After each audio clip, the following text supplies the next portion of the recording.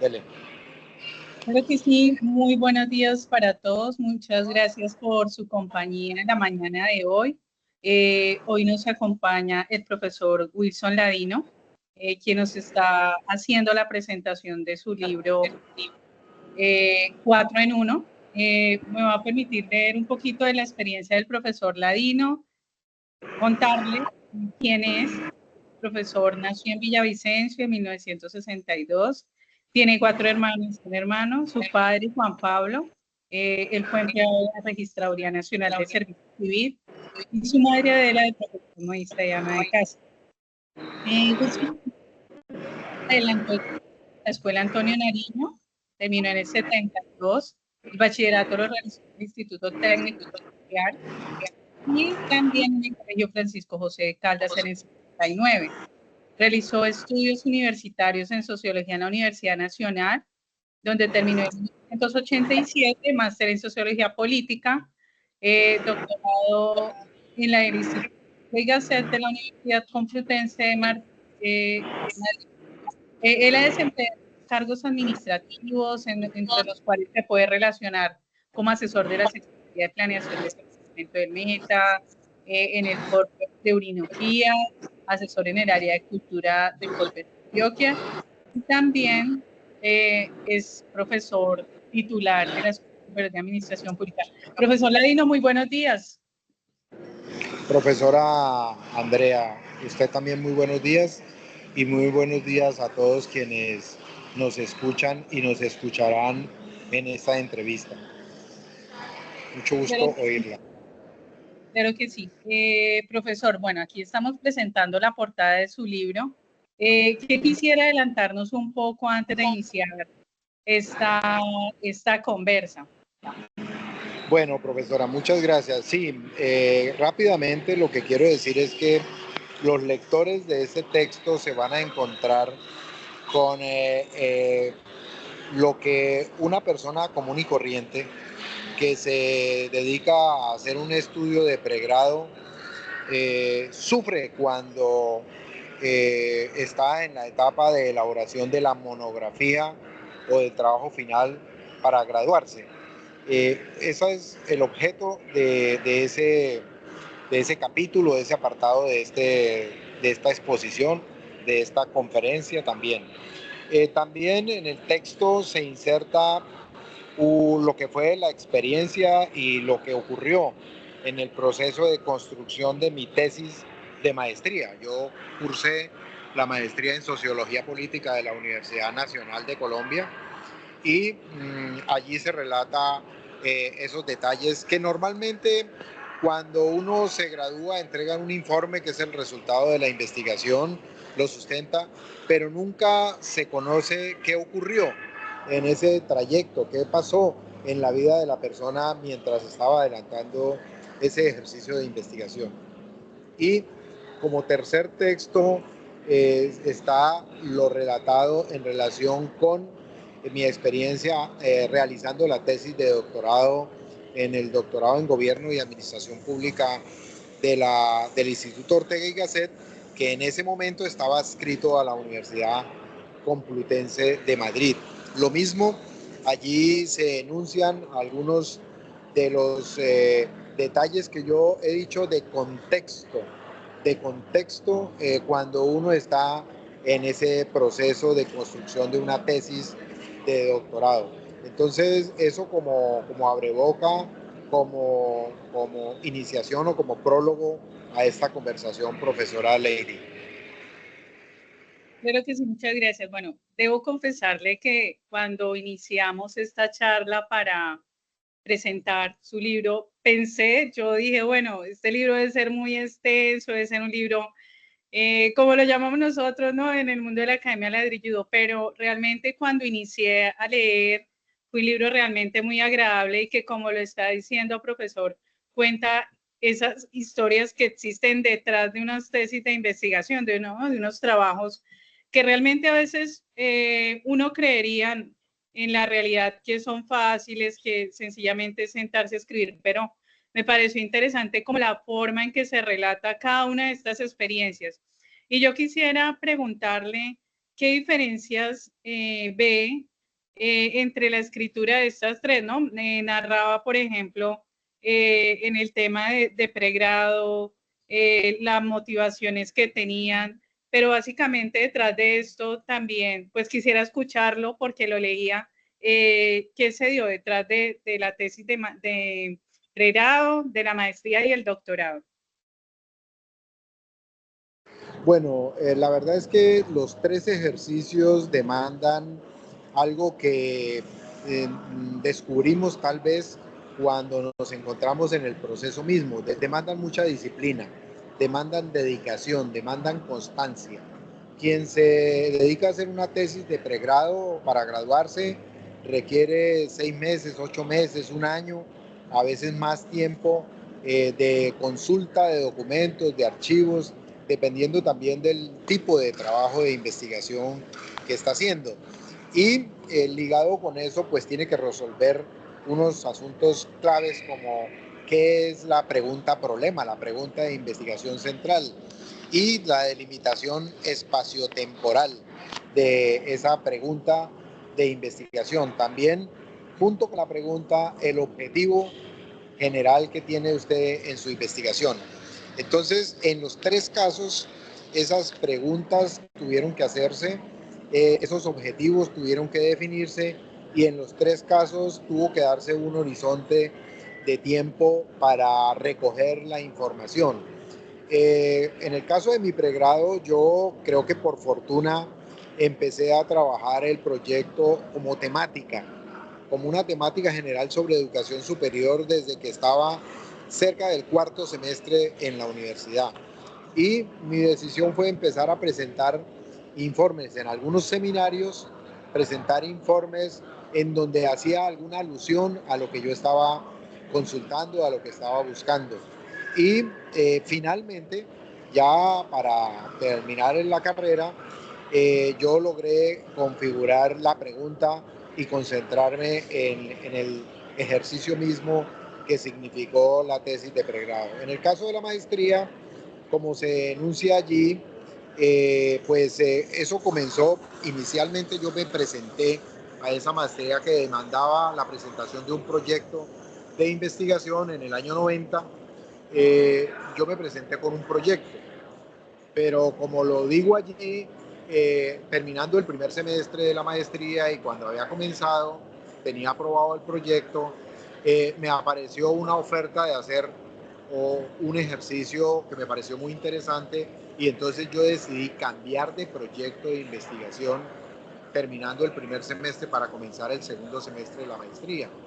Eso es una decisión delicada, puesto que se me disminuía el tiempo que yo tenía en el desarrollo de la maestría para el trabajo. Y bueno, tuve que dedicarme, inicialmente se pensó como un proyecto institucional, después me di cuenta, terminado el semestre, que ya no contaba con apoyo y tuve que seguir por mi cuenta. Mantener la constancia fue clave. En este caso era un trabajo de archivo, de historia, para un periodo que era del año 47 al 74, ya ocurridos, y entonces yo tuve que mantenerme los días, las semanas, los meses, yendo a las bibliotecas, yendo a los archivos a buscar la información que me podía ayudar a resolver la pregunta que yo me había planteado en relación con, con esa investigación y el cumplir con el objetivo que tenía. Eso significó año y medio de búsqueda de información y después cerca de 5 meses sentado escribiendo, armando los capítulos del informe de lo que iba a ser la tesis. Y en el caso del doctorado, yo tengo que decir que mi preocupación por ese asunto de la legitimidad, que fue el objeto central de esa investigación, empezó incluso antes de comenzar el doctorado. Tal vez unos 5 años antes de comenzar mi doctorado, yo me empecé a preocupar por ese concepto y por ese problema de la legitimidad. Y yo encontraba bibliografía que me hablaba del asunto y bueno, avancé algo, pero ya cuando comencé el doctorado y tuve que definir un proyecto de investigación, entonces lo desarrollé con el mismo problema de la legitimidad, pero ya con una definición espaciotemporal, como decía, que fue el departamento del Bichada, entre 1992, es decir, después de la Constitución del 91 y el año 2010 aproximadamente. Entonces, en esa definición de periodo y en esa definición espacial, pues yo me dediqué a buscar en archivos y a hacer entrevistas, muchas entrevistas. Hice trabajo de campo como, como unas 6 veces. Yo viajaba a los municipios a entrevistar personas de diferente condición, ciudadanos, comerciantes, funcionarios, contratistas. Y bueno, digo, en los 3 ejercicios me significó no morirme en el intento, no desechar, no suspender el trabajo, aunque parecía a veces que no iba a terminar. Fue clave eso, fue clave el estar convencido de que era importante, de que era valioso hacer el ejercicio. Creo que es una inquietud que nos asalta a todos quienes hacemos ejercicios de investigación en un momento determinado, pensar que no vamos a lograr los hallazgos o que no vamos a conseguir el objetivo que nos habíamos planteado. Pero bueno, yo quiero iniciar. Nosotros aquí en la Escuela Superior de Administración Pública tenemos estudiantes que están haciendo su pregrado y quisiera como hablar un poco iniciando esas primeras experiencias, ¿no? En el cual usted inicia, ingresa a la Universidad Nacional y pues empieza allí a abordar un tema en cuarto semestre que le llamó la atención. Eh, ¿Qué fue lo que le inclinó a investigar, digamos, en ese tiempo, quizás existiendo otras opciones para graduarse? ¿Realmente qué fue lo que lo motivó, profesor Ladino? Bueno, lo que me llamaba la atención era en los diferentes seminarios del programa de pregrado, el valor, la importancia que la educación superior presentaba en la época moderna, en la sociedad moderna occidental y bueno, mundial ahora. Cómo los estudios de educación superior se presentaban como una necesidad social y cultural y científica y técnica. Entonces, muy temprano, la sociología tiene sociólogos que se han dedicado a estudiar el problema de la educación y particularmente de la educación superior. Talcott Parsons tiene un trabajo, una investigación sobre la Universidad Norteamericana. Y bueno, ese estudio es valioso en la medida en que muestra toda la trayectoria de esa institución en Estados Unidos en el siglo XIX. Pero también yo consulté unos textos que me encontraba en las bibliotecas sobre los comienzos de la educación superior en Europa, hacia el año 1000. Hacia el año 1000 de nuestra era, las primeras universidades fueron conformadas en Europa y bueno, se había dado sobre la base del trivium, luego del quadrivium y luego los procesos de especialización finalizada la Edad Media y los comienzos del Renacimiento, de la Ilustración, de lo que se llama la Edad Moderna. Se había diversificado el proceso de conocimiento y la universidad se había convertido en un centro importante de cultura, de conocimiento y posteriormente de desarrollo de la ciencia y de las aplicaciones tecnológicas de esos conocimientos científicos. Entonces, eso fue el comienzo de mi interés por este asunto de la educación superior y de la educación y de la Universidad Nacional en el caso de Colombia.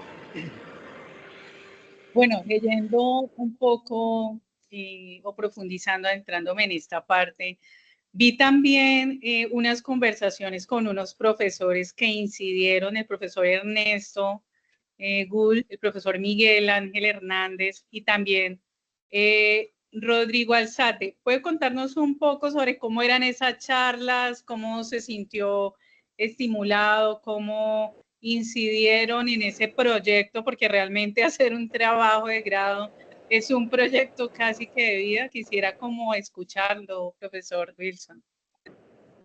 Sí, en efecto, todos desde el comienzo de la carrera en sociología, todos sabíamos que al final íbamos a tener que graduarnos haciendo una monografía.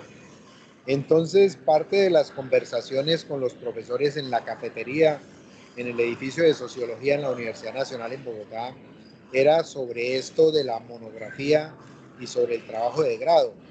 Y estos profesores pues eran muy amables, eran personas relativamente jóvenes, jóvenes que también habían pasado por ese ejercicio de la monografía y constantemente todos los semestres pues sabían que los estudiantes se estaban enfrentando en últimos semestres a la construcción de su escrito, de su monografía.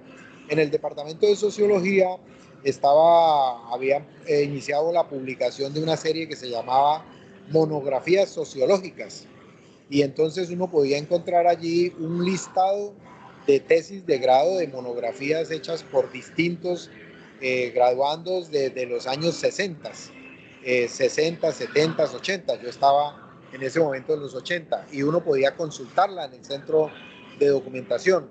Entonces, estos profesores en esas charlas de cafetería informales iban sugiriendo qué abordar o qué se podía detectar como vacío, como falta de conocimiento, como interesante por descubrir. Y había un énfasis, en el caso de sociología, había un énfasis de histórico, de trabajo sobre historia colombiana. Entonces, también fíjense que, por ejemplo, ese fue, en el caso mío de esa tesis, fue la reforma que se hizo por López Pumarejo en 1935 de la Universidad Nacional de Colombia, que en ese momento contaba fundamentalmente con la sede de Bogotá.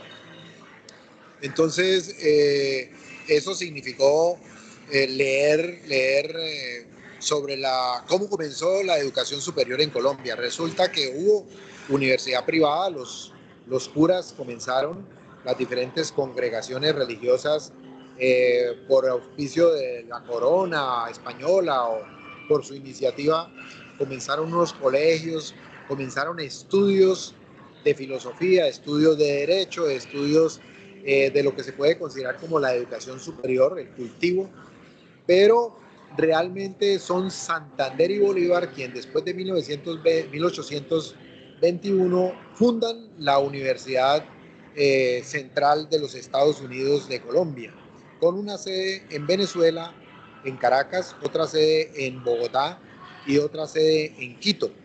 Ese fue el comienzo de la educación superior pública, de la educación superior laica en Colombia, con muchas dificultades, por supuesto. Entonces, después encontrar relatos del origen de la Universidad Nacional en 1867. Hay un discurso que se considera el primer discurso sociológico en Colombia, que es Manuel Ancísar, que es rector de la universidad, el primer rector de la Universidad Nacional.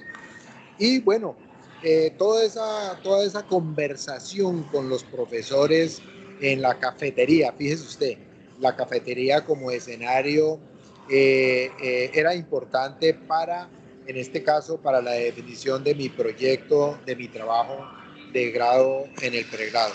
Y pues también allí fue importante el profesor Darío Mesa, el profesor Miguel Ángel era el profesor de Max Weber, quien enseñaba los cursos de Max Weber cuando nosotros ingresamos al departamento. El profesor Rodrigo Alzate era el especialista en Durkheim y eran los profesores que enseñaban también sobre siglo XVIII, siglo XIX, sobre sociedad moderna europea en los cursos del programa de sociología.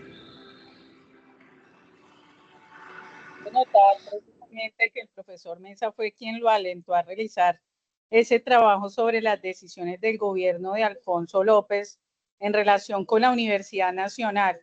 ¿Puede relatarnos un poco qué encontró y por qué sintió que esa era una decisión acertada para adelantar sus escritos?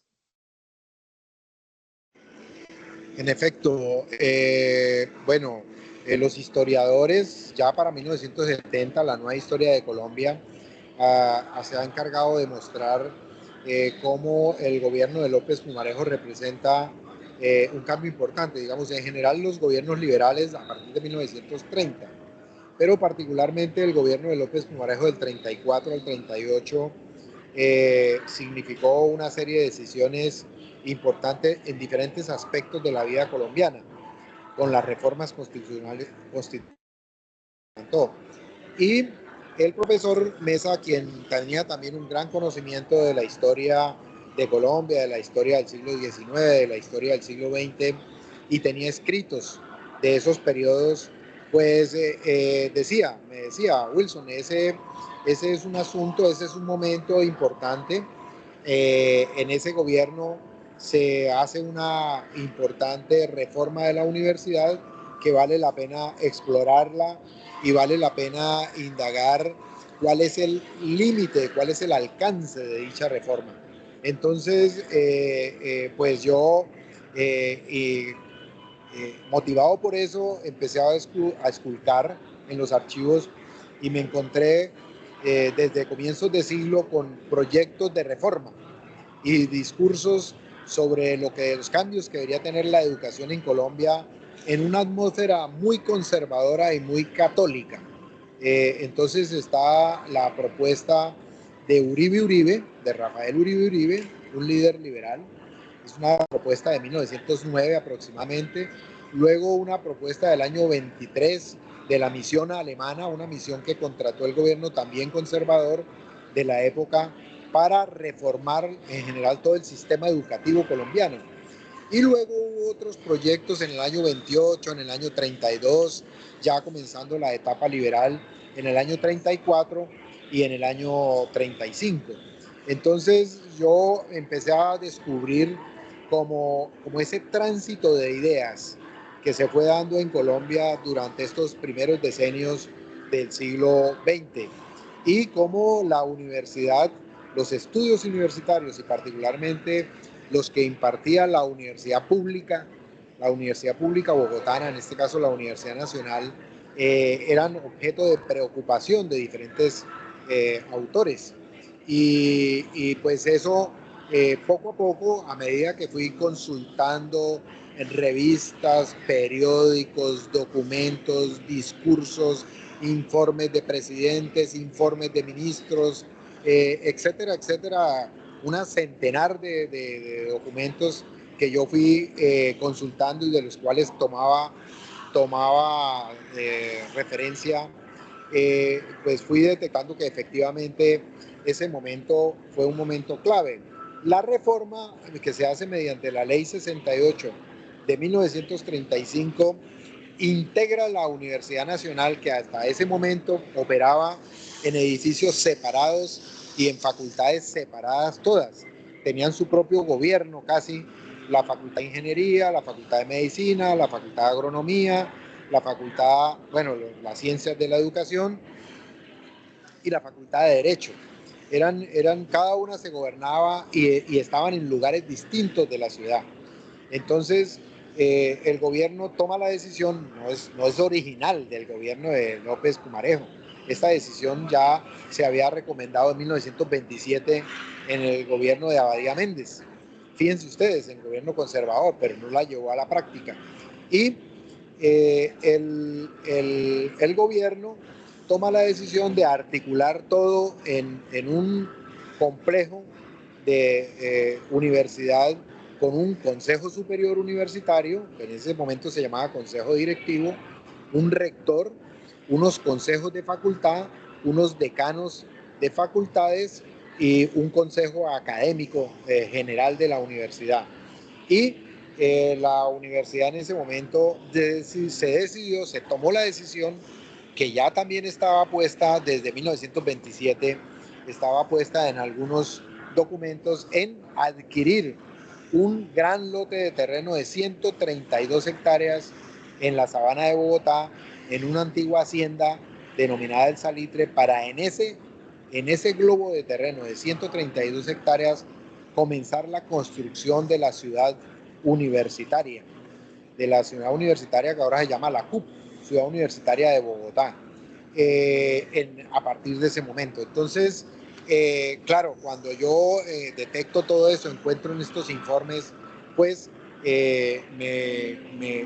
concluyo y reconozco que hay, por supuesto, hay un asunto muy interesante para la cultura colombiana, no solamente bogotana, y para la educación superior bogotana, sino para la cultura colombiana universitaria. El hecho de la unificación y de la especialización, y digo yo, diversificación de los estudios de educación superior en Colombia a partir del año 35 en la ciudad universitaria de Bogotá.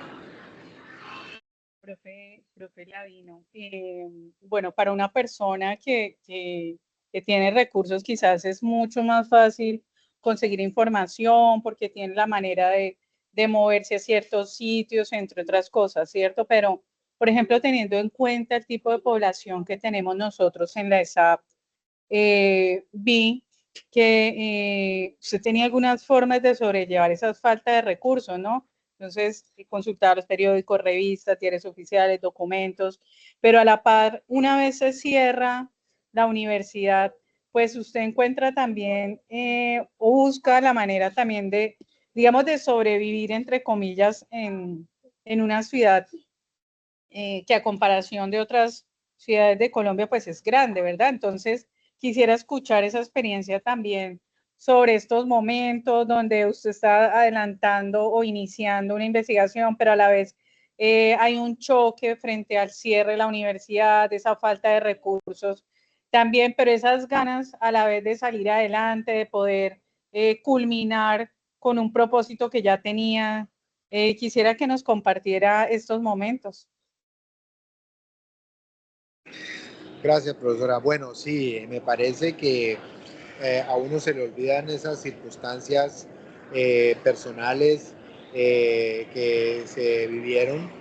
En efecto, yo era un joven pobre que me sostenía por mis propios recursos, con mi propia capacidad laboral. Yo trabajaba como ayudante en un taller de mecánica. Mis amigos que me conocen desde esa época dicen que esta es la historia de un ayudante de mecánica que terminó de sociólogo.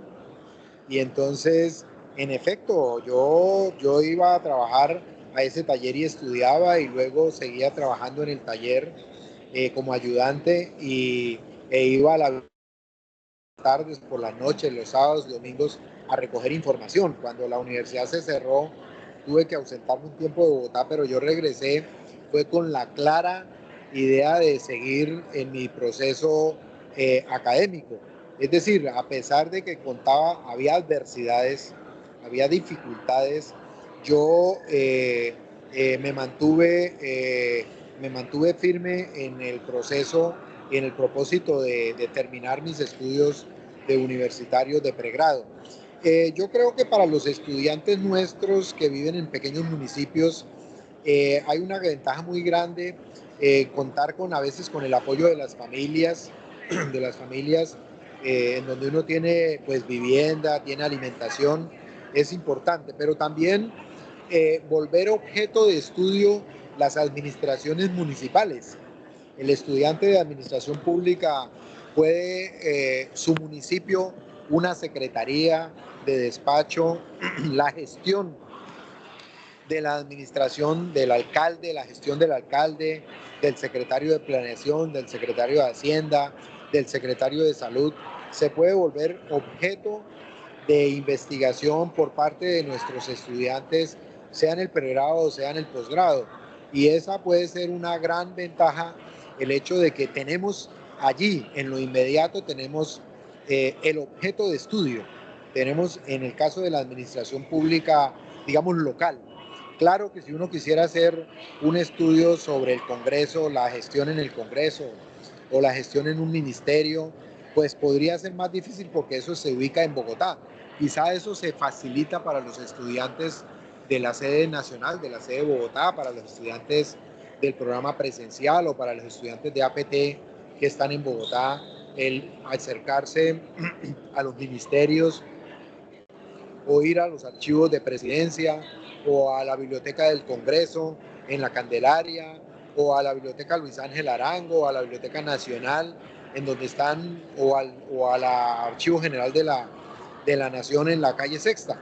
Yo creo que claro, ahí hay una diferencia grande. Nosotros en los municipios tenemos tal vez los archivos municipales, tenemos las secretarías directamente, las personas que han ejercido cargos que a quienes se puede entrevistar y son fuente importante de información para muchos proyectos de investigación que pueden volverse monografías, que pueden ser trabajo que se hace en proyecto de futuro 1, proyecto de futuro 2, proyecto de futuro 3 y proyecto de futuro 4. Yo creo que nosotros a veces hemos perdido el norte, pero esos seminarios que llamamos en el plan de estudios anterior, proyecto de futuro, pueden ser una oportunidad importante para que nuestros estudiantes del programa de Administración Pública Territorial en todo el país avancen en sus monografías o en sus trabajos de grado, de pregrado. Sí, qué importante, profesor Wilson, precisamente por la cantidad y las personas que participan en la ESAT, ¿no? Llegamos a territorios donde otras universidades no llegan y tenemos unos contextos bastante complejos con nuestros alumnos que a veces para poder estudiar están con un celular, ¿no? Esta es la realidad y en la cual siento que estas experiencias, y me detuve un poco en pregrado, profe, me escuchan, porque siento que es oportuno contar esa parte de la historia, porque a veces quizás nuestros estudiantes piensan que ya teníamos otras posibilidades, habían otras opciones, que quizás teníamos todos los recursos a disposición, pero esta es la historia contada de una persona que decide, ¿no?, tomar el camino de una carrera y que pues desde allí ve una oportunidad, ¿cierto? Más que obstáculos que claramente eso se refleja en el documento, en el libro que usted escribió, pues vio una forma también de mostrar esa otra parte, ¿no? De dónde venimos, hacia dónde vamos y también esa perseverancia en esas dificultades. A veces, como bien lo dices, pues olvidamos esos orígenes, pero pues es importante contarles a ellos también cómo surge, cómo se da esa carrera hasta llegar inclusive a profesor titular de la ESAP y también realizar su doctorado. Pero quiero aún detenerme en esa primera parte sobre su pregrado y hablar un poco de Janet. ¿Le suena ese nombre, profesor Ladino? Perdón, me repito. No, quiero que hablemos un poco de Janet. ¿Le suena el nombre? Sí, Janet sería mi hermana. Sí, señor, claro que sí. Esa experta mecanógrafa que le ayuda también a transcribir esos textos durante algunas semanas, ¿no? Sí, sí, señora, sí, en efecto, cuando yo ya había hecho un borrador del trabajo, en ese momento, yo no recuerdo ahora si fue si es año 87, y yo tenía que entregarlo, yo tenía que entregar un documento pues aceptable, que no me fuera a tener inconvenientes de forma para el proceso de evaluación del tribunal, de los jurados. Entonces, como a mí no me rendía tanto escribir, yo pensé en ella, hablé con ella y ella me dijo que claro, que ella entonces me ayudaba. Así las cosas, entonces yo decidí, como dice allí, decidí irme a Villavicencio como tal vez un mes, a que ella en las tardes, cuando salía de su trabajo, ella regresaba a la casa y en la máquina de escribir mecánica, en una máquina de escribir sencillita de la época, me ayudara a transcribir lo que yo tenía redactado en borrador. Y así logramos en ese tiempo tener el documento, un original y copia, para poder encuadernarlo y poder entregarlo para los jurados. Eran tiempos en que era curioso. Hoy tenemos el internet, hoy tenemos el teléfono celular, hoy tenemos todas estas ayudas electrónicas que han transformado absolutamente la vida y quizá no recordamos en aquella época había que hacer cola para llamar por teléfono porque no todas las casas tenían línea telefónica y comunicarse de una ciudad a otra era lo que diera Telecom con mucha dificultad, o lo hacía uno con telegrama y había que esperar 5 días mientras el telegrama llegaba al destino y le respondían en otros 5 días. Y no había máquinas eléctricas o no eran de una disponibilidad masiva. Lo mismo las computadoras, realmente era el comienzo de la computadora personal y todavía yo no tenía conocimiento del uso de que voy a tener unos años después el uso de la computadora. Y entonces, pues ese fue el recurso. Mi hermana sí manejaba, ella trabajaba en una imprenta, en un taller editorial, en donde escribía todo el día, muchísimo, y manejaba pues equipos electrónicos con algo así como teleprompter. Entonces, ella tenía mucha destreza en eso, pero, y eso fue lo que me permitió que ella me colaborara en ese proceso de transcripción del trabajo, que fueron como 140 páginas en tamaño carta a un espacio.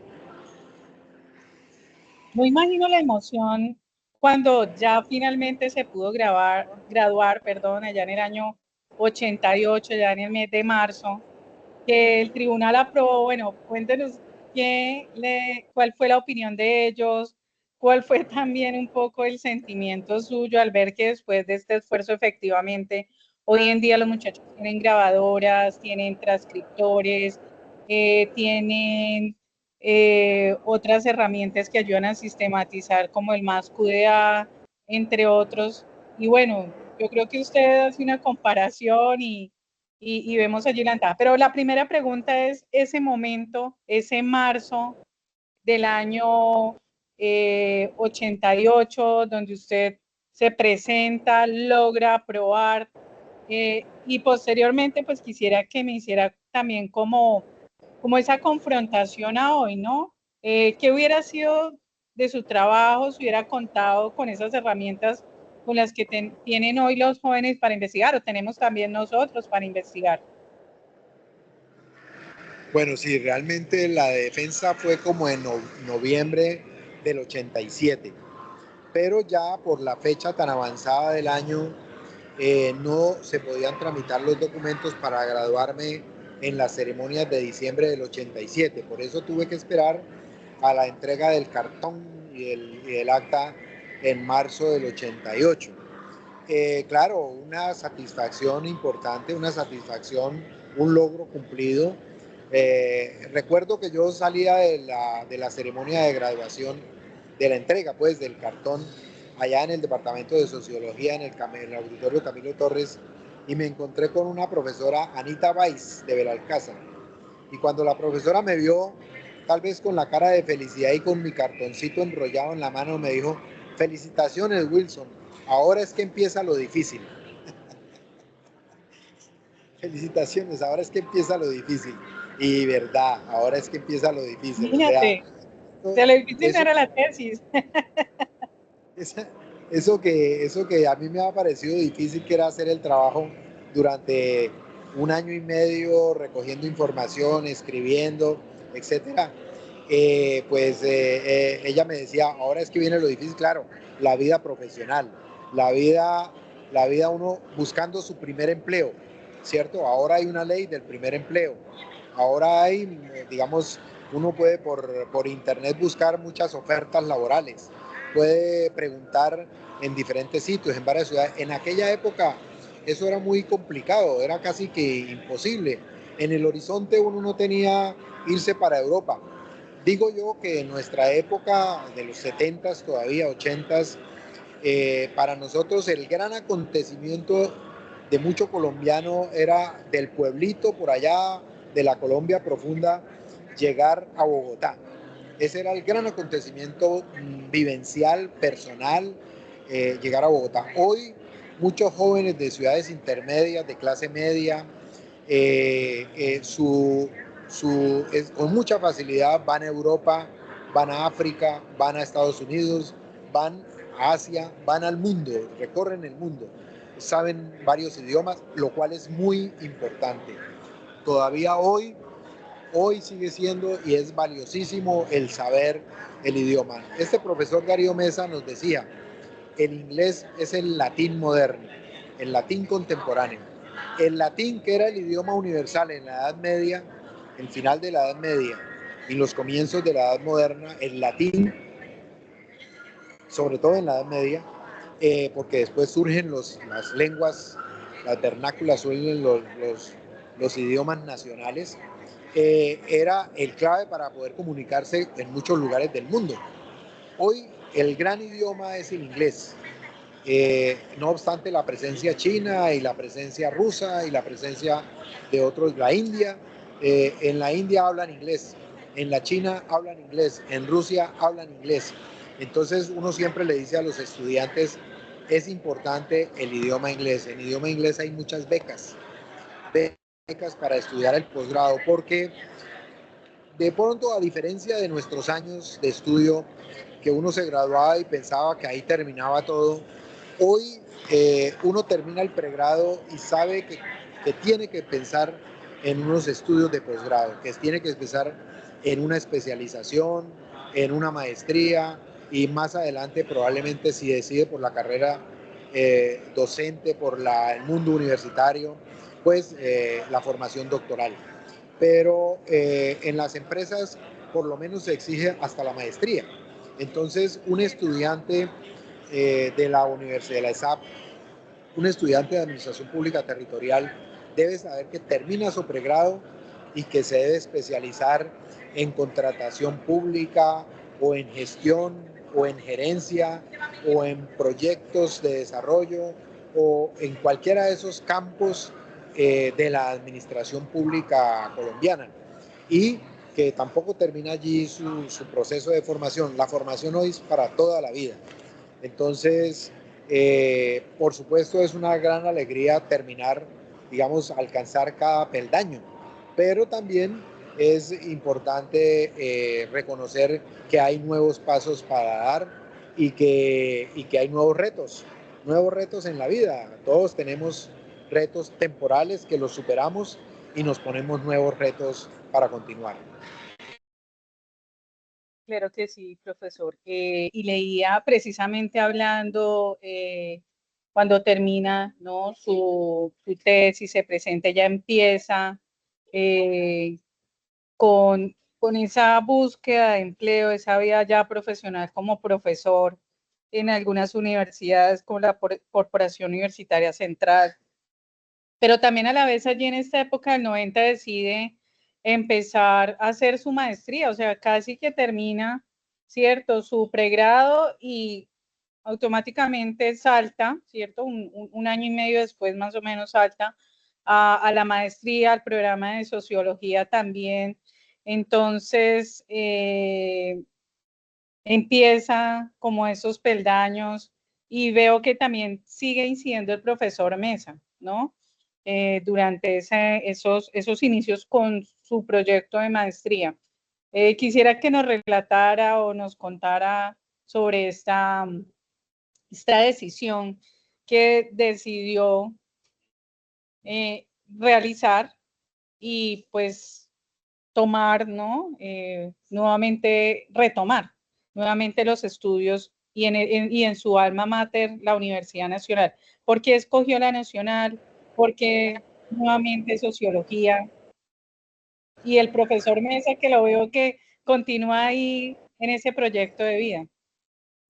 Sí, bueno, yo tuve esa gran fortuna de que no tuvieron muchos graduados de sociología de los 70s y de comienzos de los 80s del siglo pasado, de que en el departamento de sociología, además de existir el pregrado, se hubiera dado comienzo a los estudios de posgrado y particularmente de maestría. La maestría había existido en el departamento de sociología entre el año 61 y 63, creo yo. No sé si estoy mal o es un poco después que se abre una maestría, pero quienes la cursaron decían pues que realmente había sido muy frágil ese proceso de esa maestría. Este diseño de la maestría había significado como unos 10 años de discusiones del grupo de docentes del departamento de la Universidad Nacional en Bogotá, donde el liderazgo, por supuesto, lo ejercía en ese tiempo el liderazgo intelectual del profesor Darío Mesa. Yo sentí cuando yo terminé mi programa de pregrado, yo sentí que el programa me había dado como una ubicación como ciudadano del siglo XX en Colombia. O sea, yo me sentía un ciudadano del mundo, de un país del tercer mundo, de Colombia, de un país en vías de desarrollo. Eso lo tenía yo claro al terminar el plan de estudios. Antes para mí eso no era claro. Para mí yo no tenía un contexto espaciotemporal y el programa de sociología me permitió como tener esa ubicación y ubicarme como una como clase media, como una persona que estaba en el ascenso. Ustedes saben que los estudios han mostrado que la educación y particularmente la educación superior en Colombia ha sido importante como factor para la movilidad social, se llama. La movilidad social, es decir, muchos pobres salieron de pobres justamente por los estudios de educación superior. Ingenieros se volvieron gerentes, se volvieron empresarios y sus familias eran gente pobre, campesinos, que escasamente les pudieron ayudar para ir a la universidad y después eso los lanzó, digamos, a una condición social y económica distinta. Muchos de nuestros empresarios tienen detrás una generación de gente pobre y letrada. Muchos padres eran analfabetas o habían hecho hasta tercero o cuarto primaria. Bueno, la movilidad social se cumplió de manera importante para muchos que cursamos la educación superior. Entonces, para mí particularmente el cursar los estudios de sociología significó eso, ser consciente de que yo estaba en Colombia en el siglo XX, terminándolo en un país que había tenido una trayectoria producto de la conquista, de la colonia y de 2 siglos de república, casi 2 siglos de etapa republicana, pero lo que se llama el tercer mundo. Eso para mí fue valioso, porque pues no hacerse ilusiones, saber un poco las condiciones en que uno estaba. Luego, la fortuna que tengo de cursar el programa de maestría en sociología es que, en efecto, el profesor Darío Mesa había decidido ser docente de los seminarios centrales de la especialidad que yo escogí. Yo escogí la especialidad de sociología política, había 3, sociología de la cultura, sociología política y sociología industrial, que son campos de trabajo de la sociología. Y el profesor Darío Mesa orientaba el seminario central, orientó 3 seminarios en la maestría de la especialidad. Un seminario sobre la obra de Hegel, la filosofía del derecho, otro seminario sobre el pensamiento de Miguel Antonio Caro y otro seminario sobre la disolución de la Unión Soviética.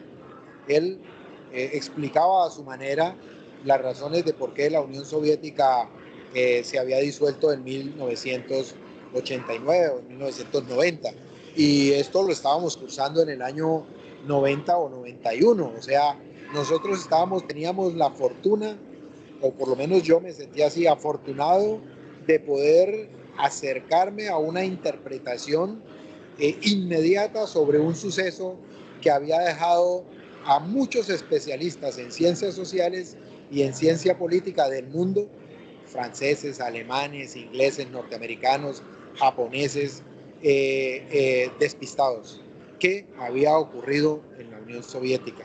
La segunda potencia mundial, la segunda potencia nuclear, con el arsenal militar que tenía la Unión Soviética, con lo que había significado después de 1930, 1940, el crecimiento inmenso, gigantesco que tuvo este país, esta unión de repúblicas socialistas. Entonces, lo mismo la exploración sobre el pensamiento de Miguel Antonio Caro, pues el profesor Darío Mesa hizo una búsqueda, tenía un conocimiento detallado del pensamiento católico de Miguel Antonio Caro, de las fuentes católicas montanas de Miguel Antonio Caro en el siglo XIX, un personaje que ayudó a construir la Constitución del 86 y que nunca había salido de la sabana de Bogotá, pero que había sido senador en la Asamblea Constituyente del 86, fue senador representante de Panamá, imagínense. Entonces, ese proceso, ese seminario sobre Miguel Antonio Caro, para mí fue una lección como de cómo abordar una biografía intelectual, cómo hacer un abordaje a un personaje, cómo auscultar a una determinada personalidad para identificar los rasgos más interesantes de su pensamiento, de su pensamiento, de su pensamiento político, de sus ideas, etc. Y por supuesto el seminario sobre la filosofía del derecho de Hegel, pues era una obra culminante del pensamiento occidental y el profesor lo leía directamente en el alemán. Esa era una gran ventaja con él. Y por supuesto él discutía también las traducciones al español de esa obra del pensador. Esto acompañado de la cita de otros autores alemanes como Clausewitz, como Goethe, como Marx, como Weber, todo eso que el profesor desarrollaba a lo largo de sus conferencias y sus exposiciones. Entonces, si para mí el departamento del programa de sociología representó como una ubicación de ciudadano del tercer mundo en el siglo XX, para mí el programa de la maestría pues me dio, yo lo que decía en mis adentros era, si yo me hubiera puesto de mi cuenta a hacer estas aproximaciones, me hubiera tenido que gastar 20 años y tal vez nunca hubiera alcanzado la comprensión que me daba los seminarios del programa de sociología. La comprensión que me daban estos seminarios, estas personalidades, estos profesores y la discusión que se daba en los seminarios. Entonces, esa fue un hecho afortunado. Y lo mismo, yo me preocupé desde el comienzo por graduarme, porque muchos estudiantes aún hoy que cursan estudios de maestría, que saben que un requisito en la maestría es entregar un trabajo para graduarse, es hacer una investigación simultáneamente, no lo hacen. Y hay mucha deserción en nuestros programas de maestría, no solamente de la ESAP, sino de Colombia, en universidades privadas y públicas, porque los estudiantes de maestría no se dedican de tiempo completo y no adelantan sus procesos de investigación como requisito para graduarse, no entregan el informe, una tesis de maestría, no entregan un informe de trabajo de grado y no lo pueden sustentar y por supuesto se quedan sin graduar, se quedan simplemente con unos gastos y con la asistencia a unos seminarios, pero sin culminarlos exitosamente, sin tener el título, que es un requisito para poder ejercer, para poder presentarse, para poder adelantar otros estudios posteriores. Entonces, mi descripción también tiene que ver en cómo durante esos semestres que duró mi proceso de la maestría, yo tuve que ponerme muy disciplinado, muy dedicado a ir a los archivos, a buscar la información que requería para hacer mi informe de grado, mi trabajo de grado, que finalmente lo culminé en el año 91, lo elaboré, escribí en los primeros 5 meses del año 92 para poder sustentarlo en el segundo semestre del año 92. Sí, veo aquí también un reencuentro, perdón, con unos colegas suyos ya en los cuales pues ellos entiendo, ¿no? Que le hacen una propuesta que usted no tenía, digamos, contemplada dentro de sus opciones para investigar sobre el Ministerio de Justicia. Eso pues lo motivó usted a cambiar el tema, pero también se da un giro que implica pues un apoyo institucional inicialmente, lo que pues para cualquier investigador resulta muy seductor, precisamente por esas limitaciones que tenemos nosotros cuando investigamos ciertos temas y que no están involucrados dentro de un proyecto de investigación, como por ejemplo lo podemos ver en la ESAP hoy en día con las convocatorias. Pero también veo que sea ese compromiso inicial con ellos y de manera también inesperada pierde ese respaldo económico, pero usted continúa de manera solitaria a investigar. Eh, Relátenos, profe, ¿cómo fue? ¿Qué pasó allí? ¿Qué sintió en esos momentos? Yo me imagino que angustia. ¿Ahora qué hago? ¿Continúo? Sí, en efecto, son situaciones emocionales y pruebas de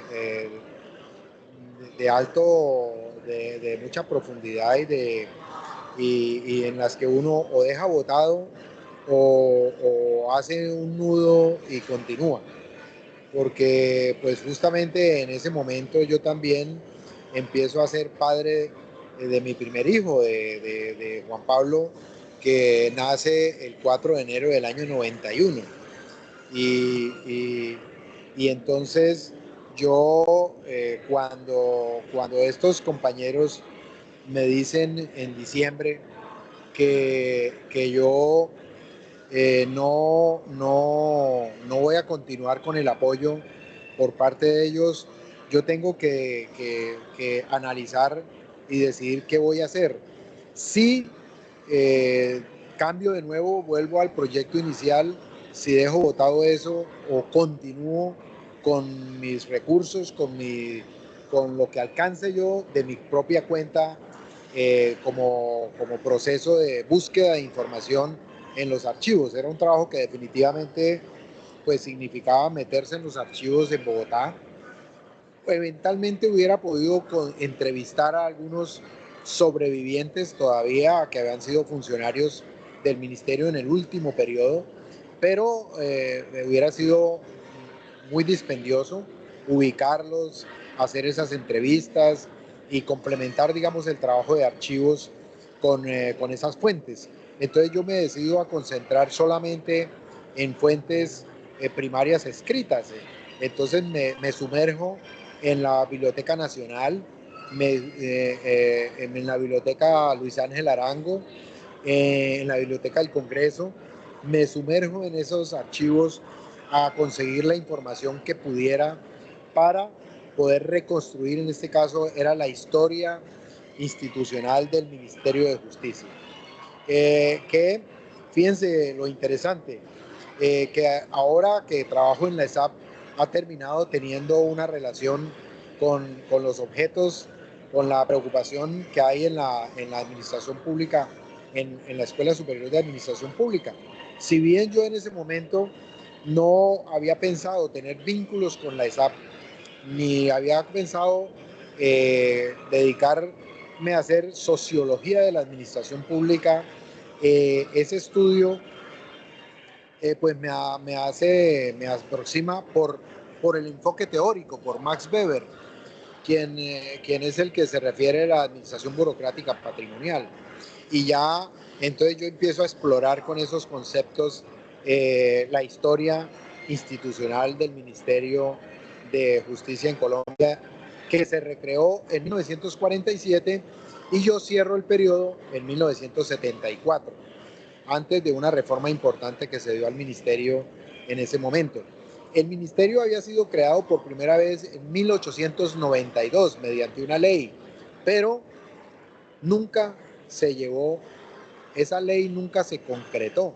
O sea, esa ley de 1892 se quedó allí y solo hasta 1947 en el gobierno de Ospina Pérez es que se viene a dar origen a crear oficialmente el Ministerio de Justicia en Colombia. Y era, bueno, cuáles eran las relaciones también del Ejecutivo con el Judicial a través del Ministerio de Justicia. Entonces, claro, yo tuve que decidir y dije, bueno, yo lo que pueda hacer con mi propio recurso, con mi propio esfuerzo, y todo ese año 91, desde febrero hasta diciembre, visité los archivos, las bibliotecas, que les digo, los visité casi sin fallar un día. Y en el mes de diciembre tomé la decisión también arbitraria de decir, hasta hoy consulto en los archivos. Yo dejo de consultar y me dedico a escribir con base en la información que durante este año y medio he recogido, con la firme tarea de tener un escrito consolidado lo más pronto posible. En ese momento era enero del año 92 y culminé más o menos en junio del año 92 en el informe, ese informe de la tesis, de lo que fue la tesis de maestría. Y conté con una fortuna de que un compañero de la universidad estaba vinculado en un proyecto de investigación de la universidad financiado por los alemanes, era sobre sociología del trabajo el proyecto en el que él trabajaba, y me ofreció el computador, uno de los computadores que tenían en el proyecto.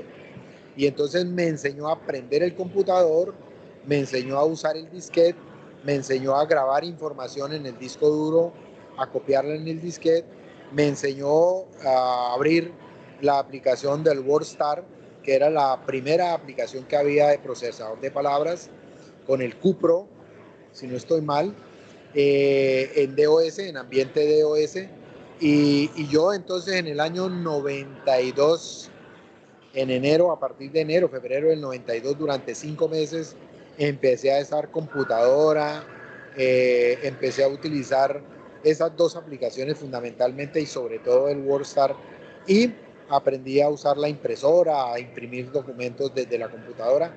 Eso para mí fue toda una novedad también y fue importante en el posterior desempeño profesional. Claro que sí, profesor Wilson. Otro reto que se sumaba a toda esa experiencia de su hijo, de un proyecto que es financiado. Eh, no imagino realmente pues la situación, la decisión que tuvo que tomar en ese momento pues para no bajar los brazos y desistir de lo que había planteado. Pero igual veo también que en medio, digamos, de esas dificultades se encuentra con esa tesis doctoral de Fernando Uricoechea, perdón, quien posteriormente pasa a ser uno de sus jurados, ¿no? Sí, sí, Fernando Uricoechea, quien fue profesor del último seminario de la maestría. Él recién se había vinculado, bueno, hacía unos 3 años, creo yo, con el Departamento de Sociología. Venía a haber hecho su doctorado en Berkeley, en la universidad, y su trabajo es sobre el Estado brasileño en el siglo XIX. El profesor Uricoechea, en esa tesis que nos regaló un ejemplar, nos permitió fotocopiar una traducción en portugués de su tesis, plantea una hipótesis clave. También es un enfoque weberiano su trabajo, sobre el Estado brasileño del siglo XIX. La tesis del profesor Uricoechea es cómo transita el Estado brasileño en el siglo XIX, cómo transita de un Estado, de una dominación tradicional con burocracia patrimonial a una dominación legal con burocracia racional. A partir de un complejo de policía que se crea en Brasil hacia 1830, 1840. Ese trabajo del profesor pues es una búsqueda de archivos en Sao Paulo, creo. Él consultó durante un par de años los archivos y bueno, él parte relata eso allí en su tesis doctoral. Entonces, el trabajo que él hizo para mí fue muy orientado, lo tuve que leer muchas veces lo tuve como inspiración de cómo podía yo enfocar mi interpretación de la información que tenía y la información que yo había recopilado sobre el Ministerio de Justicia. Yo, digamos, ese fue un esfuerzo que hice. Finalmente, y cuando me dijeron que buscara, que propusiera un jurado, pues entre otros lo propuse a él como miembro del jurado. Y, y, y lo interesante fue que el hombre leyó el trabajo y no le gustó. Y no le gustó y dijo que eso no, que eso le ¿Él fue el que faltaba. dijo que no? ¿Él fue el que dijo que no? Sí, él dijo que no, él dijo que no. Y entonces, bueno, yo traté de corregir, traté de incluir las sugerencias que me hacía. Finalmente se volvió a citar, se citó una vez al tribunal y él no llegó, con alguna disculpa. Y después se volvió a citar al tribunal por segunda vez y tampoco llegó, con la disculpa de que había un trancón en Bogotá y que no alcanzaba a llegar. Entonces la universidad decidió iniciar la sesión de sustentación, sustenté ante los otros dos jurados y el director, y finalmente ellos me aprobaron el trabajo de la maestría.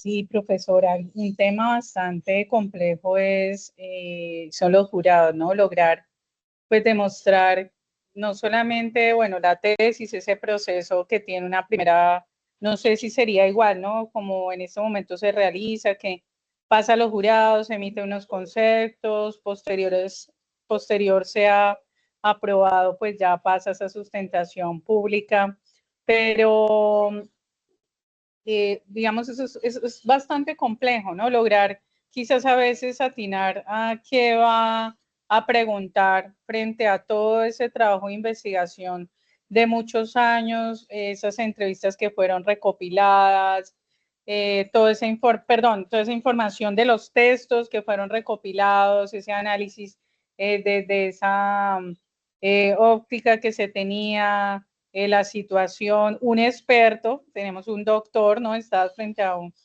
doctor, un erudito, frente a estos temas de los cuales estabas planteando. Entonces, yo creo que emocionalmente se siente uno a veces como impotente frente a esas opiniones de esos jurados, ¿verdad? ¿Cómo lo confrontó? ¿Cómo fue para usted desde de su parte personal, emocional?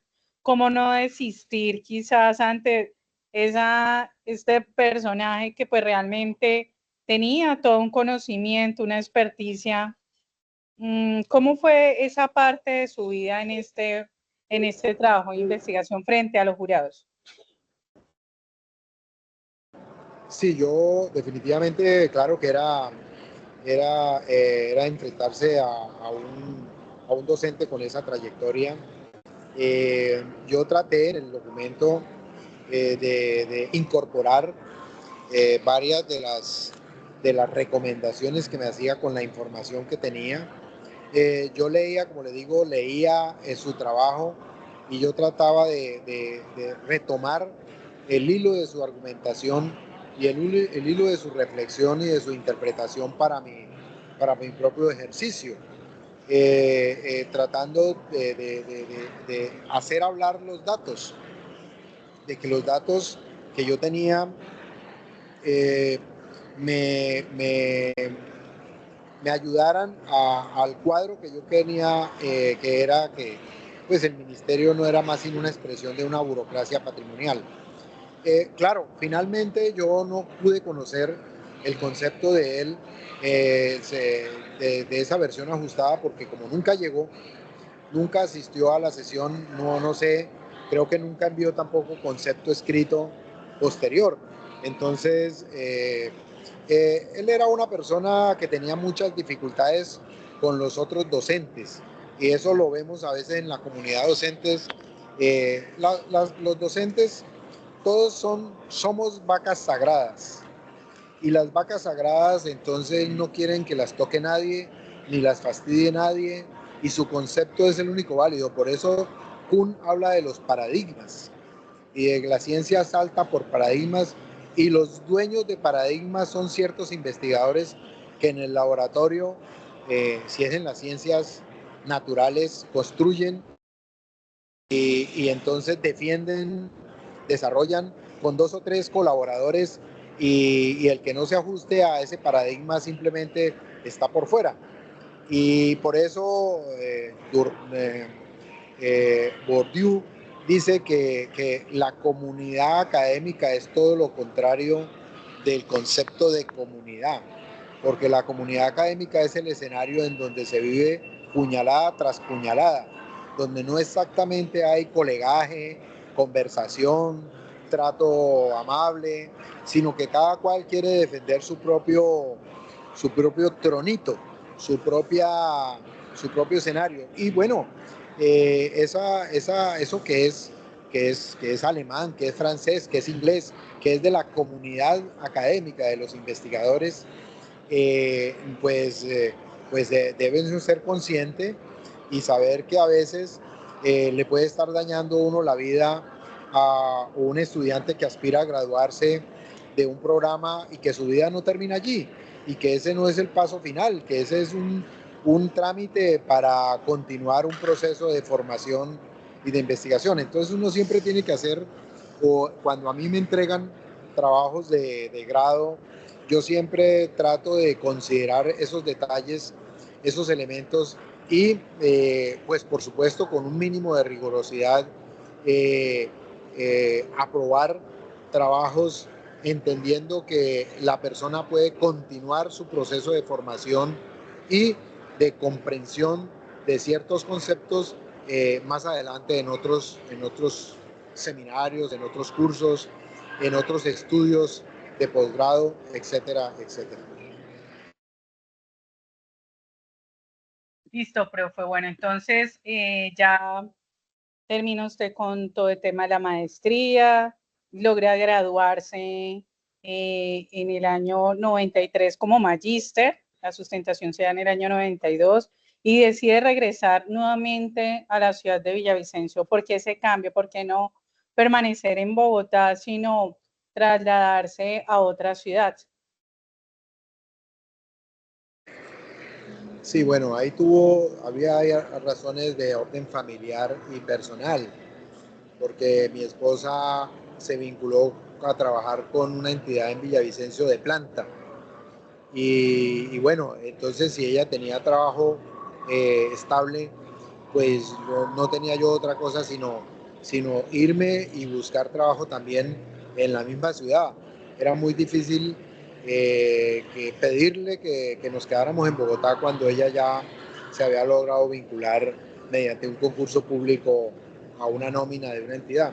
Entonces yo decido también empezar a buscar trabajo en Villavicencio. Por fortuna lo conseguí. Yo creo que también el hecho de haber terminado ya para esa fecha, yo prácticamente había terminado los estudios de la maestría, estaba pendiente del grado, entonces, no, estaba en el proceso, estaba terminando, era mi proceso de elaboración del trabajo, del escrito, y eh, consigo un trabajo en Villavicencio y nos vamos a vivir a Villavicencio. Esa permanencia en Villavicencio es pues, más de 20 años, ¿no? Después del año 92. Sí, pero bueno, yo soy de Villavicencio, era para mí familiar la ciudad, y como le digo, había una razón familiar y personal desplazarme y vivir en la ciudad. Pero la fortuna también es que los trabajos que consigo me permiten como poner en práctica mis estudios de sociólogo y mis estudios de máster de sociología.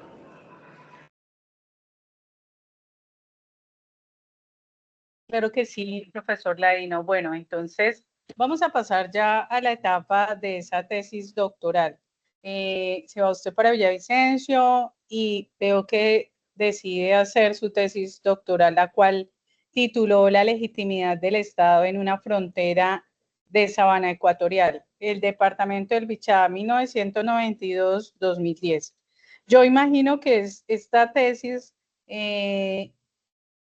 pues fue también producto de la ubicación donde se encontraba, ¿no?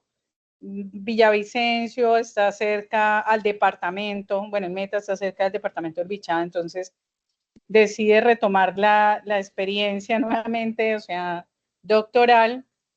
Veo que le queda gustando la investigación y decide avanzar, dar ese paso hacia el doctorado, pero ya lo veo enfocado mucho más a territorio, ¿no? No lo hace desde la institución, una institución pues del orden central, sino lo veo ya más hacia contar esa experiencia de lo que ocurre en el departamento del Bichada. Puede quizás compartirnos por qué esa decisión. Y otra cosa también es por qué en una universidad internacional como la Complutense.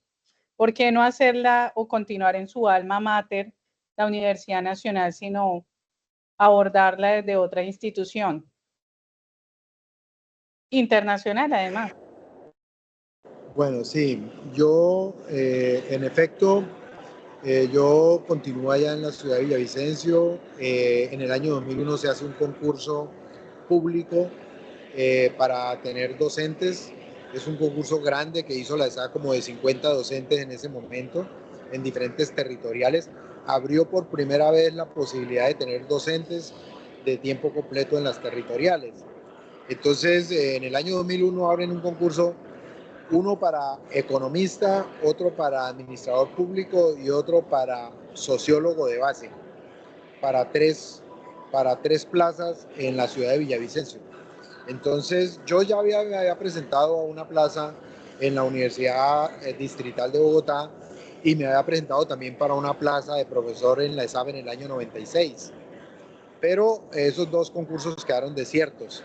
El que me presenté a la ESAB era para control interno y pues yo realmente de control interno no tenía conocimiento y entonces finalmente ese concurso quedó desierto. De tal forma que cuando en el 2001 yo veo el concurso, la propuesta de la ESAP, yo decido presentarme y el núcleo era Estado y Poder, Foco Política Pública, así decía el concurso. Entonces yo de eso estaba mucho más familiarizado, mi maestría era en sociología política. Entonces yo decido presentarme al concurso, como en el mes de abril empieza eso, a presentar los documentos y pues mi decisión es, bueno, me voy a presentar a este concurso, pero para ganármelo, para ser profesor de tiempo completo. Y efectivamente el proceso termina en diciembre y yo gano el primer lugar en ese concurso para posesionarme en enero del 2002 como docente de tiempo completo al periodo de prueba. Pero simultáneamente, pues yo después de terminar la maestría, yo había querido iniciar estudios de doctorado, pero yo ya me había embarcado en una familia, en tener un hijo, y pues eso me hacía aplazar la decisión de irme a unos estudios de doctorado, que la mayoría eran por fuera del país. En Colombia no había prácticamente doctorados en ese momento, eran muy escasos los doctorados. Entonces, cuando ingreso a la ESAP, que empiezo de tiempo completo en el 2002 en Villavicencio, yo descubro que ser profesor de tiempo completo me da disponibilidad de tiempo. Yo cumplía mi jornada laboral, pero yo tenía tiempo para estudiar, Yo tenía un proyecto de investigación, adelanté como contratista en el año 2001 un proyecto de investigación. Luego cuando me entré ya en la nómina, empecé a pensar que era importante tener proyectos de investigación para tener productos, para poder elevar mi salario, para poder tener artículos, capítulos de libros. Entonces se vuelve a activar la idea de comenzar un doctorado. Yo me postulé a un doctorado en el 2003 en Flaxo, eso no fructificó. Luego había un convenio y estuve a punto de irme a hacer un doctorado en Utrecht, en Holanda. Estaba todo aceptado ya prácticamente para irme con el apoyo de la ESAP, pero era un doctorado en Derecho. Y entonces el asesor me dijo que él tenía una duda muy grande de si yo eh, me interesaría en el derecho o yo me iba a cansar en el desarrollo del doctorado y que iba a ser un fracaso para él, para mí, para la universidad, para el convenio, para todo el mundo. Entonces yo, como muy folclóricamente, le acepté su, su duda y entonces le dije que bueno, que entonces yo no aplicaba, yo no presentaba y finalmente me retiré después de tener todo listo para irme para Utrecht en Holanda a hacer el doctorado en Derecho. Pero en ese momento a unos profesores de Bogotá de la ESAP le estaban ofreciendo inscribirse en el doctorado de Gobierno y Administración Pública en el Instituto Ortega y Gasset. Entonces, como yo desistí de la idea de Utrecht, yo les dije, bueno, yo me voy al doctorado en el Instituto Ortega y Gasset de Madrid. Y así fue que yo quedé vinculado a ese doctorado y comenzamos a desarrollarlo. Y entonces, ya en desarrollo del doctorado, bueno, ¿cuál era la tesis? Yo tenía un conocimiento por mi trabajo 10 años antes. Durante esos 10 años, entre el 92 y el 2001, trabajé en la región, dirigí un plan de desarrollo regional, recorrí los departamentos, los municipios, viajé muchísimas veces, tuve mucha información, conocí mucha gente de esos departamentos, de tal forma que cuando yo pienso en el proceso de la tesis doctoral y pienso en la legitimidad, que era algo que me había surgido desde el 2000, 2001, en ese proyecto inicial que les cuento que tuve en la ESAP, pues yo dije voy a estudiar este problema de la legitimidad en el departamento del Bichada, que es un departamento poco estudiado y que presenta una complejidad muy interesante porque había llaneros, indígenas, paramilitares, guerrilla, había de todo un poquito en el territorio del Bichada. Y el territorio del Bichada era poco estudiado y a partir del año 92 se había conformado en departamento. Antes era comisaría y entonces pasaba a ser departamento o intendencia, no recuerdo ahora. Y entonces yo decido convertir en objeto de estudio el departamento de Bichada, la institucionalidad pública del Bichada y el sentimiento de legitimidad o de aceptación de las instituciones estatales por parte de la población residente en los 4 municipios del Bichada. Y ahí es cuando empiezo a desarrollar mi trabajo de campo y mi consulta y a consolidar información, pues terminé reconduciendo información casi 10 años, casi como 7 años sobre el departamento del Bichada. Claro que sí, veo una tesis que se gesta en medio del conflicto armado colombiano y también una crisis institucional que hace tambalear esa confianza en el Estado, ¿no? Vemos precisamente esos comienzos del siglo XXI donde hablar de legitimidad era una especulación académica, no era solamente eso, sino una urgencia política. Y veo también cómo utiliza a Weber como una brújula conceptual y el Bichada como ese territorio inexplorado, ¿no? Entonces, el profesor Ladino se embarca en esa travesía de más de 15 años y pues veo también que enfrenta esos obstáculos comunes a los doctorados latinoamericanos. Vemos limitaciones económicas, vemos exigencias laborales, plazos administrativos y hasta investigaciones disciplinarias por la demora en entrega del título. Pero también vemos cómo lidia con esos fantasmas del miedo al fracaso, esa desmotivación, la soledad de quien investiga lo invisible. Entonces, profe Ladino, en sus palabras, relátenos esa experiencia personal que vivió ya para esa entrega de ese título, que sabemos que lo exigen, ¿no? Es una exigencia de, bueno, la cual fue la respuesta a estos estudios. Sí, la verdad es que yo estaba muy tranquilo, hicimos nuestros seminarios del doctorado y cuando nos vinimos de Madrid, entonces en una conversación que tuvimos con unos profesores y la gente del doctorado, nos dijeron no se vayan a afanar en traer la tesis muy rápido, porque ponen el riesgo de que se la nieguen. Y yo, mierda, ¿cómo así? Y luego en Colombia nos volvieron a decir, miren, no vayan a mandar la tesis ya el año entrante, porque por supuesto que el tribunal va a decir, bueno, ¿de dónde sacó esto? Entonces ya la tenía hecha o qué. Y entonces una cosa que estaba tranquila y que estábamos trabajando se volvió miércoles, ¿cómo así? Entonces uno no puede entregar la tesis muy rápido, sino se tiene que demorar. Creo que eso ha cambiado, porque en los decretos reales españoles, como que antes no tenía fecha límite, no tenía fecha límite de entregar la tesis doctoral. Usted empezaba etapa doctoral y se podía durar un poco de tiempo. Pero después se produjo un cambio importante en la legislación y establecieron términos perentorios de terminación de los doctorados y una transición incluso. Entonces, para mí fue una sorpresa cuando escuché eso, porque yo presenté un cronograma, incluso presenté un cronograma a 3 años, para entregar mi tesis doctoral a 3 años, y el codirector español se puso bravo conmigo, me dijo que si eso era que yo estaba haciendo una consultoría, o que era que lo estaba creyendo yo, que estaba pensando.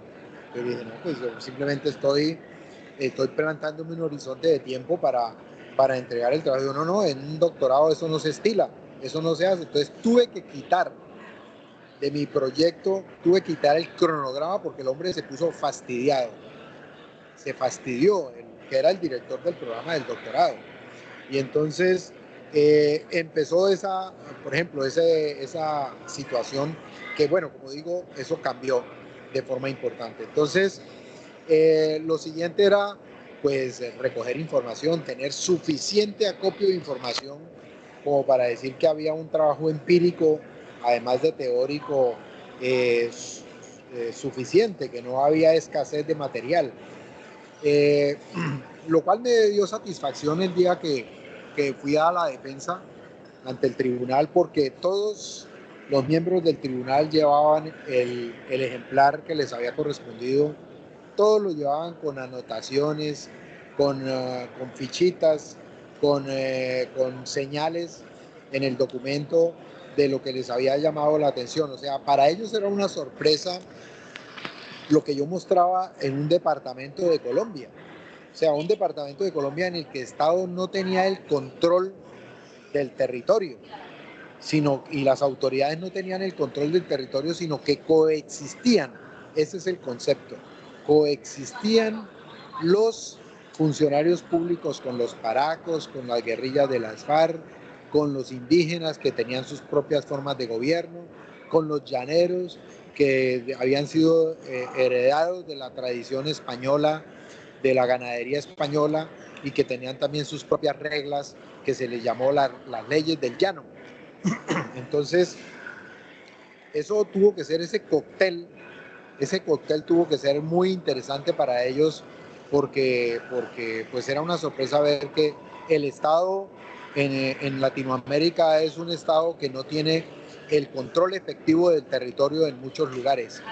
Y pues lo que estamos viendo todavía en Colombia, donde donde ya no las autodefensas, sino como todas estas formas ilegales de narcotraficantes, del clan del Golfo, el clan de la península, el clan de la Bahía, el clan de Bogotá, el clan de Medellín, el clan de Montería. Todos los clanes tienen controles de territorios y el Estado no logra el dominio efectivo de su territorio con sus fuerzas armadas, con sus agentes de seguridad, con su institucionalidad.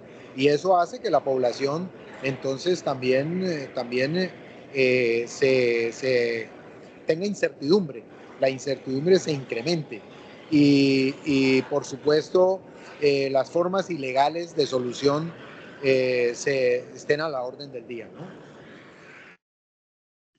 Sí, pienso que ese hallazgo central de su trabajo fue muy contundente, pero también fue muy provocador, ¿no? Ese bichado donde no hay una sola legitimidad del Estado, sino múltiples formas de obediencia y reconocimiento. La gente confía no solo en el Estado formal, sino también, y en algunos casos más, en normas impuestas por guerrillas, paramilitares o autoridades indígenas. Eh, Veo como su tesis en ese sentido documenta un país profundo de múltiples centros de poder y orden, donde esa legalidad estatal es apenas una de varias formas de autoridad. Bueno, y también encuentro esa ayuda decisiva de la profesora Sandra Martínez Vasallo, quien logra finalmente ordenar ese cúmulo de datos recogidos en viajes, en entrevistas, en archivos, y también pues como en el 2016, tras años de escritura intermitente y revisión crítica, defiende su tesis en Madrid ante un tribunal que reconoce su trabajo con una calificación sobresaliente. Entonces vemos cómo más allá también de un resultado académico, este capítulo termina siendo es una radiografía del investigador que persiste, ese intelectual que busca explicaciones en los márgenes y que sin renunciar a la rigurosidad, pues escribe de esa experiencia que está encarnada. También vemos un testimonio muy valioso, profe Wilson, de parte suya, de cómo se construye ese conocimiento desde la periferia, esa periferia geográfica, institucional y también pues muy emocional de un país que está fragmentado y que está en esa búsqueda de la cohesión. Ya para ir cerrando, profe, su capítulo final hace un recuento, un recuerdo, diría mejor, sobre el profesor Darío Mesa, que aparece inclusive desde ese primer capítulo, desde su pregrado, en el cual pues narra esa sentida vocación de esa experiencia suya como estudiante y luego pues pasa a ser colega del profesor Darío Mesa, ¿no? Una figura emblemática del pensamiento crítico en la Nacional, que es más que una simple semblanza. Vemos cómo en su texto reconstruye esas vivencias académicas y afectivas y esa huella profunda que ese docente dejó en varias generaciones. Quiero preguntarle por él, ¿qué pasó hoy en día con él? ¿Aún sigue?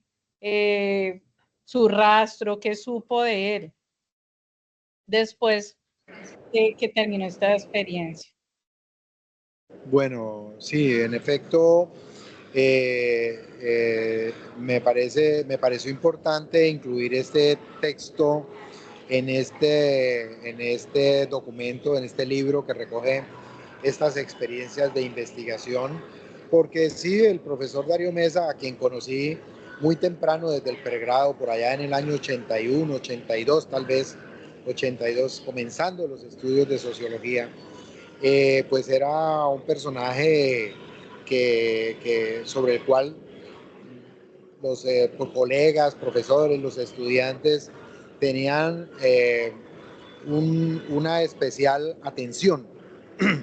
Y pues luego yo que entro en contacto con él, mantengo una muy buena relación, una relación de estudiante-profesor, profesor muy respetuoso, daba muchas sugerencias, sus clases eran un constante planteamiento de hipótesis de investigación sociológica, y entonces era muy interesante su trabajo.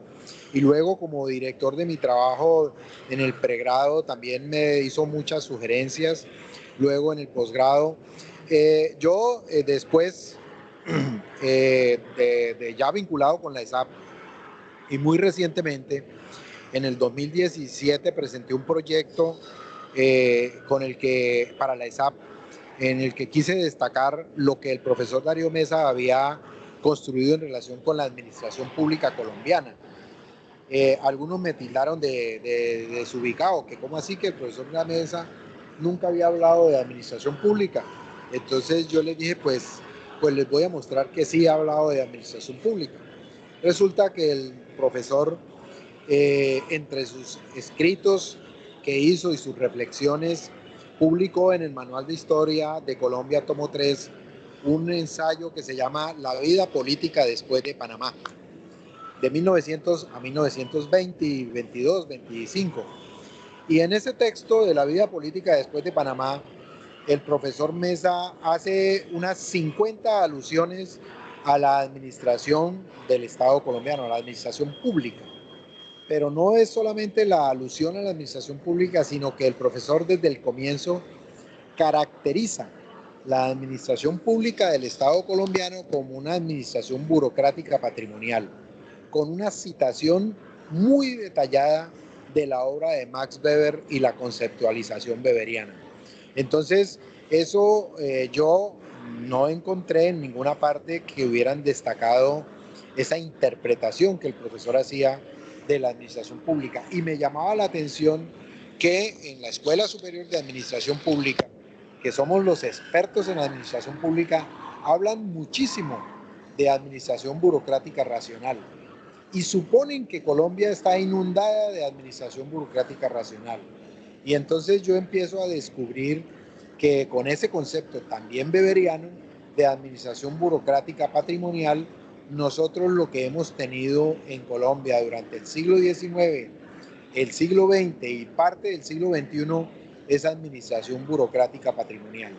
Y esa interpretación del profesor Mesa me pareció muy orientadora, porque entonces yo dije, aquí no solamente para el periodo del 900 al 920, sino todo el siglo restante, la parte restante del siglo XX y todo el siglo XIX, tenemos que adelantar un programa de investigación en la ESAP sobre la burocracia patrimonial. Está por hacerse, hace falta, y yo creo que el doctorado en administración pública que estamos construyendo en la ESAP tiene que servir para pensar en esta línea de investigación, en este programa, y no solamente en Colombia, sino en América Latina. Hemos tenido más burocracia patrimonial de lo que nos imaginamos. Incluso hoy todos estos conflictos del gobierno nacional con el Congreso y de todo este esfuerzo por imponer el mérito, los concursos públicos, la carrera administrativa, el hecho de que la OCDE le esté exigiendo a Colombia incrementar el mérito, el concurso público, no son más ni menos evidencias de la fuerte presencia de burocracia patrimonial que hemos tenido en el Estado colombiano hasta el presente. Entonces, ese sentido, digamos, esa semblanza está relacionada también con ese programa de investigación que estamos por iniciar en la ESAP como líder del pensamiento administrativo público. Claro que sí, profesor, y es precisamente este capítulo que cierra con una reflexión sobre ese oficio de docente como un acto de siembra, ¿no? Entonces, donde vemos que los verdaderos maestros, como el profesor Mesa, no solo dictan clases, sino que transforman su vida. Su legado permanece aún, aunque a menudo en silencio, en estos itinerarios académicos y personales de quienes lo conocieron.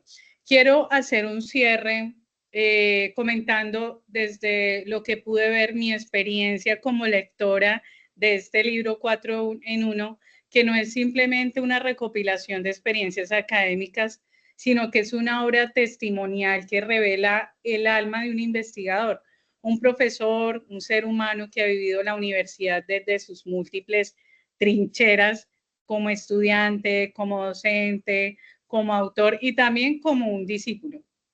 Vemos al profesor Wilson Ladino Orjuela como una persona que traza en estas páginas ese mapa tan íntimo de su recorrido intelectual, desde esos primeros pasos en la carrera de sociología hasta esa elaboración de tesis doctoral, pasando por esos laberintos de la investigación, por dudas de trabajo solitario, por alianzas que se disuelven en los aprendizajes que solo se consolidan con los años y cada relato que está impregnado de un contexto histórico, de vivencias personales y de una profunda honestidad narrativa. Pero quizás el mayor valor de este libro es su dimensión pedagógica, no la que se mide en indicadores, sino la que se transmite en conversaciones de cafetería, en caminatas por los archivos, en las fichas escritas a mano, en la voz de un profesor que inspira, que exige, que no concede, esa figura que encarna precisamente ese profesor Darío Mensa Chica y que funciona como un símbolo, como un espejo de ese maestro que enseña no solo lo que sabe, sino también su esencia, lo que es. 4 en 1 es esa suma de una defensa de pensamiento como práctica vital, es un testimonio que interpela a quienes alguna vez se han sentido extraviados entre bibliotecas, entre documentos, entre teorías y también entre los silencios. Es un llamado a no desfallecer en la búsqueda de ese conocimiento, pero también a recordar que el sentido profundo de esa búsqueda está en compartirlo, en enseñarlo y en dejar una huella. Este libro se lee como quien recorre una vida a través de sus márgenes y nos recuerda que la investigación no nace solo del método, sino también nace de la memoria, de la intuición y la pasión por comprender el mundo, que busca transformarlo un poco, aunque sea desde las palabras. Profesor Wilson Ladino, yo quiero agradecerle por la invitación, por hacerme parte de esta presentación y bueno, quisiera que nos diera unas palabras para cerrar ya este conversatorio. Bien, muchas gracias también por sus palabras, por su descripción, su presentación, por haber aceptado la entrevista. Solo tengo que decir como referente del profesor Mesa que por fortuna se le ha hecho un reconocimiento. Recientemente se han publicado algunos de sus escritos por el programa de rectoría de la Universidad Nacional. Se hizo el lanzamiento de 2 tomos. Ha habido unos seminarios, unos eventos en los últimos 3 o 4 años de exaltación de la labor de este docente de la Universidad Nacional en Bogotá. Como muchos otros profesores que tal vez pasan su vida y se vuelven anónimos y desaparecen y queda apenas el nombre en un salón o en un auditorio o en una biblioteca, pero que se nos olvida toda esta tarea paciente de estímulo y de apoyo que hacen. Muchas gracias, profesora. Yo espero que pues este diálogo sea un diálogo que motive, que le ayude a la gente que ha pensado en desistir, en no hacerlo, en entender que pues estos son procesos que demandan paciencia, pero también mucha dedicación, mucha disciplina y tranquilidad, esfuerzo. Y gracias por haberme acompañado en esta presentación. Creo que sí, profesor. Y a todos los que nos acompañan, les deseo una feliz tarde y los invito a leer el libro porque realmente nos deja una enseñanza de vida. Muchas gracias a todos y una feliz tarde.